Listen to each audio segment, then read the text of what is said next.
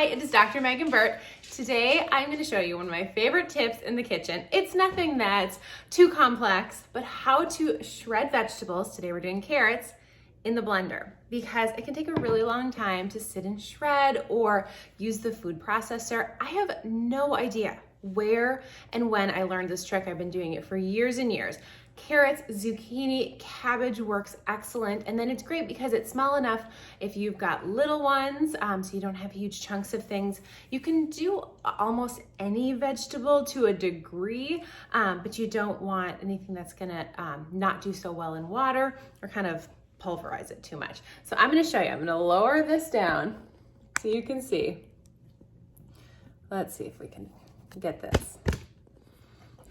Okay. How's that? Good.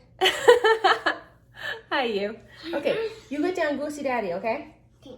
Okay, thank you. I want to stay here. You want to stay here? Okay. No, you stay right there. Here are my carrots. I have already peeled them. You don't necessarily have to peel them. You can just clean them off. So we peel them. You got it, girl. I make them just in small enough pieces to go in the blender. And, oh goodness, I probably have 8 or so carrots here. Thank you. How we have more? You have more, okay.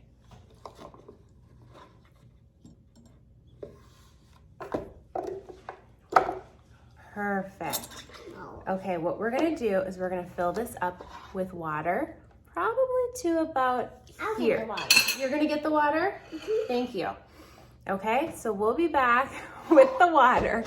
You want it above whatever vegetable that you're doing. So you want more water than you have vegetables. Okay, we're back. Here is our water. I'm gonna put the cover on the blender, nice and tight. We're gonna pulse on high speed here.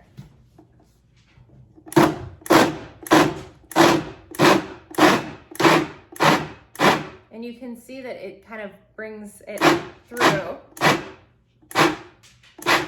The more you do, the smaller pieces.